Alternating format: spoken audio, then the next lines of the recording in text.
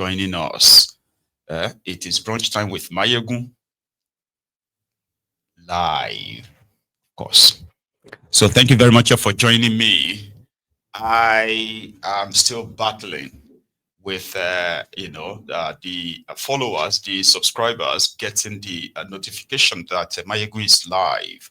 So to those of you who are always like keeping the time to check if I am or not, right? Thank you. I'll keep saying thank you to you. So, and please share the broadcast, okay? After reading the caption of the broadcast, the description of the broadcast. So, like it, share it, invite your friends, invite your not so friendly friends. You'll be playing your own role by doing that. Then you can sit back and relax and let's have a chat. Again, I have also noticed that, majority of us love to wait till probably like last minute before we pick up the phone to want to call in, because most times, or in the last couple of days, right? So I've also observed that it's almost like after I've spent like an hour or an hour and a half and I'm about to round up, that is when people will be like, yeah, I need to call in.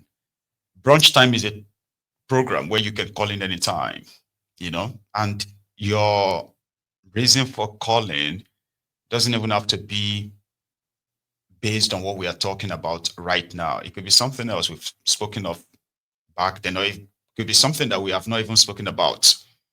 So, which means you are free to call it anytime, and the line, I believe, is opened.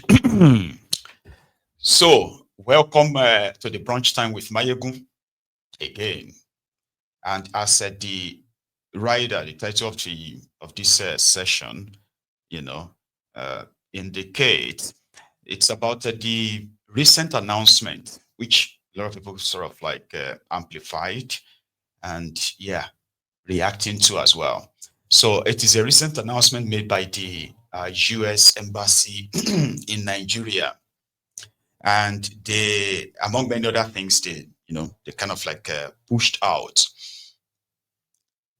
So the one that seemed to affect majority of the especially majority of these social media users is the part where they said you have to submit 5 years history of your social media activity or activities whenever you are applying for American visa.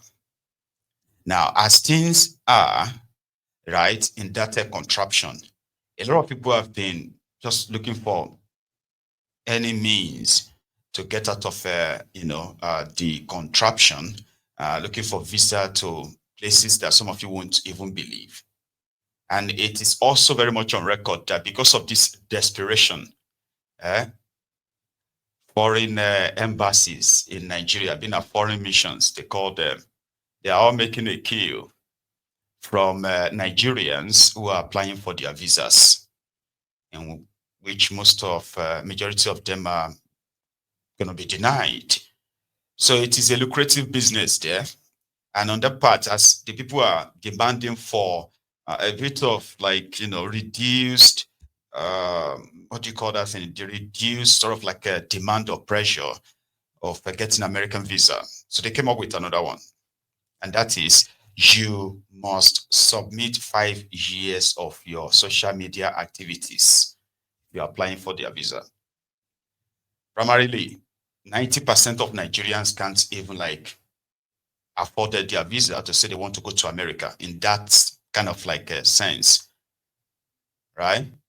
But within that space, even the remaining 10%, which out of the 10%, you still have like maybe 1% who are the ruling class, right? And they could go to anywhere, whenever they want. So American embassy in Nigeria, kind of, in my own opinion, they have observed or studied, because they live with you too. They have studied the toxicity of your space.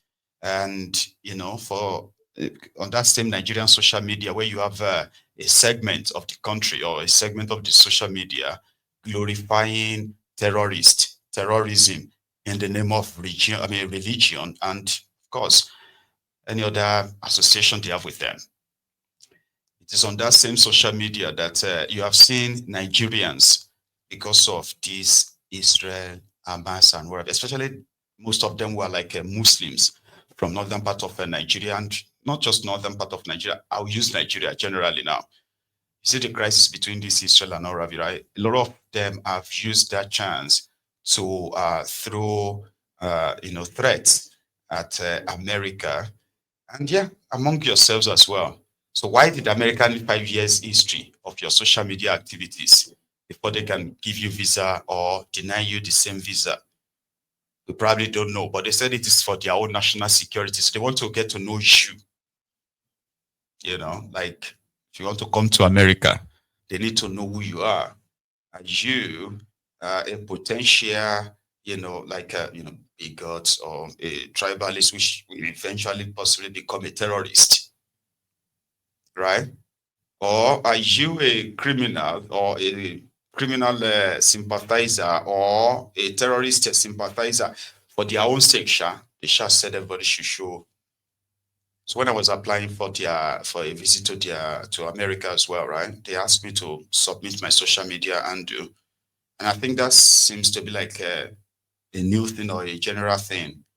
But according to some, they say, well, somehow Nigeria being one of the biggest trade partners with America in Africa, that Nigeria used to enjoy. I don't know about that though, but like Nigeria used to enjoy some level of kind of like a privileges, some waivers and what have you, when it comes to diplomatic, relationship with America. That seems to have sort of like disappeared, except in the area of arms deal and what have you. Okay. So Nigeria responded yesterday by saying that, well, we're going to do the same. Now, in all of this back and forth, right, I do not really see how any of that kind of benefit, Nigeria. But yeah, they popped up and said any Americans applying for Nigerian visa must also submit their own social media history. And yeah, I mean, if it is about knowing the characters coming into Nigeria from America, there's likely not going to be any ground for refusal in that regard. Anyway, that one is popping. While the political class themselves, right? Because that same American embassy, American mission to Nigeria, I think it's like about a month or so ago, right? They released a statement which was really like, indicting. And it was very direct. What was that? They said that Nigerians have been told to go through hardship. America saying that too. So Nigerians have been made to go through hardship while their politicians, the ruling class, are splashing money on cars, houses, home and abroad. That if a country wants to go through a phase of economic instability and then to economic stability, it must be all encompassing, it must be everybody involved. Well, Ronukus didn't really take that nicely, because to them they were like, what's your business with Nigeria? Mind your business and stuff like that, right? And the same America that, this is why this is how it became more like a hypocritical as well, right? So the same America currently actually receives hundreds of millions of dollars of stolen money from Nigeria that are being reinvested in that same America. At a point, that seemed to have stopped. Majority of these guys started taking their stolen money to UAE, Dubai, to buy properties there. But you see, in the last 4 5 years, I don't know what changed. I don't know. But more of them have now kind of like found America again as a safe haven to keep their stolen wealth.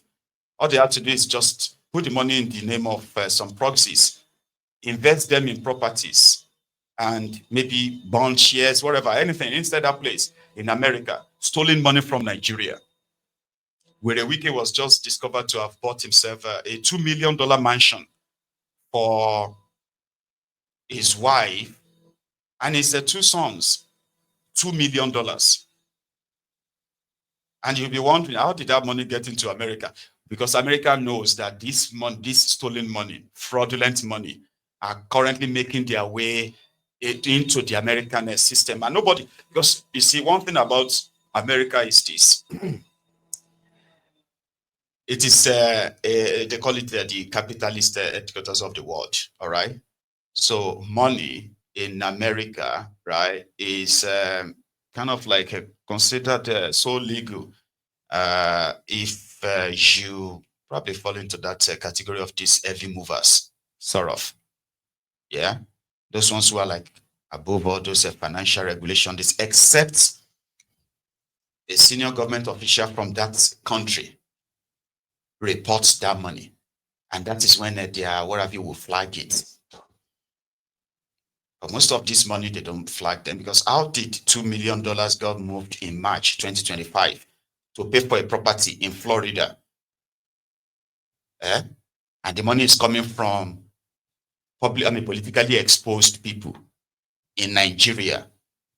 Isn't that a red flag enough? Eh? March 2025, $2 million was paid by Wike to this property, for this property in Florida.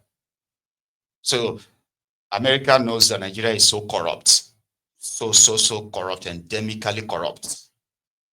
So when you see $1 million that just moved, and you see the names, politically exposed person, what does that tell you? Eh?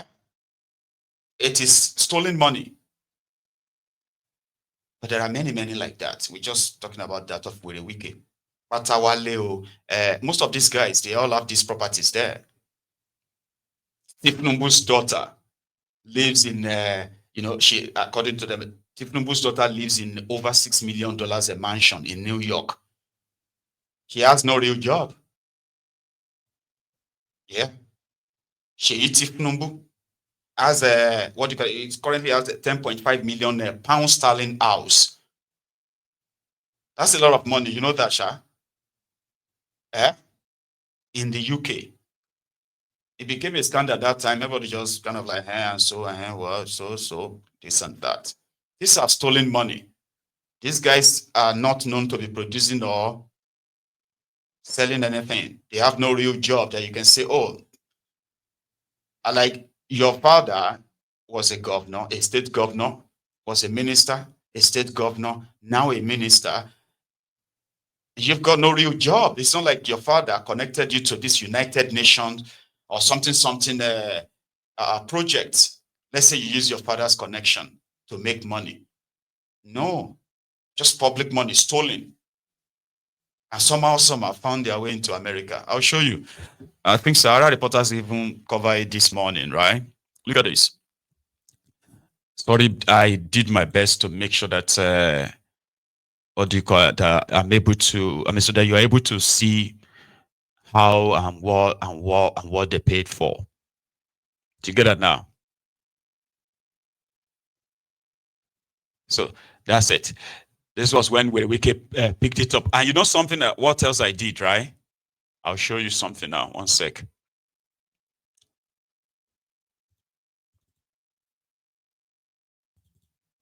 Right. 113. That's the address, right? 1 second though. I'm trying to kind of use my what do you call it? I'm trying to use my Google Map or Google Earth, because me, I won't go look for the house. $2 million house, 2 point something million dollars. And that is why they will do everything and anything to remain in power. Tell you that those who want to chase them out of power, they are thieves who wants to come and take all these things. We are already taking these things. We are already looting the money. So, and we are trying to make you feel better. We are giving the poor people money too. But if you let these ones who are coming, they are broke. Oh, the way they will loot you is going to be worse than the way we are looting it, because that's the way I see it. Yeah. I'll pull up the address now. One sec. Let me share my screen. Nothing cuckoo actually really bothers a typical Nigerian, because it's more or less like typical Nigerian is so powerless. It's like going to be like, okay, what do you think I should? I mean, what do you think we're going to do? What do you want us to do? There's nothing we can do. This is the area. Well, give me 1 second, though. I want to get the address, the proper address. It's called. I mean, it is 113 Spring Creek Lake in Winter Springs, in Florida. Right? I'll go use my Google map. Now the area be this. You understand? 1 second, though. You see it?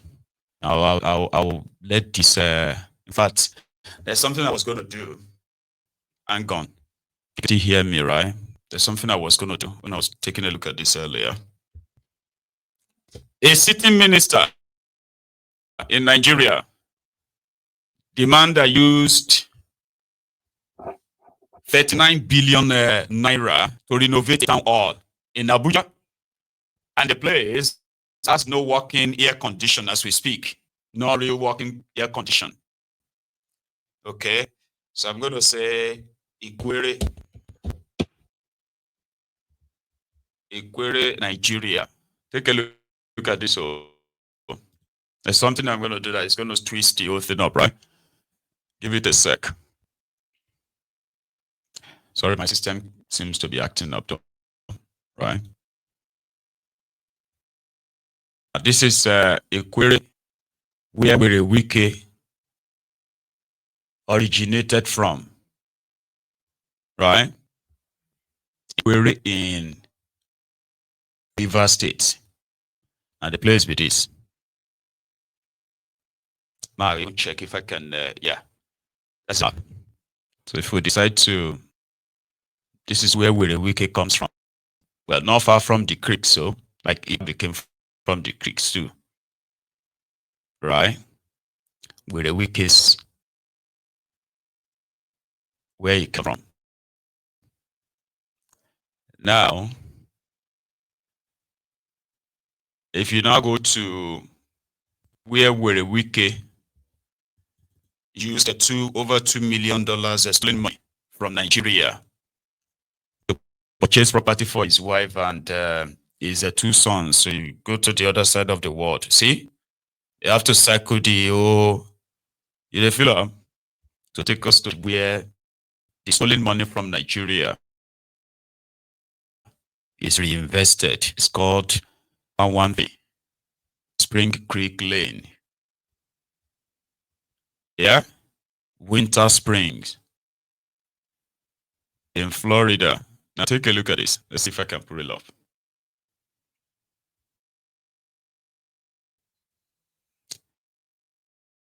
Now you see that's the property here. That's what the arrow you're seeing then, that's the property. Now if we use a 3D just to carry it around, you can see the property here.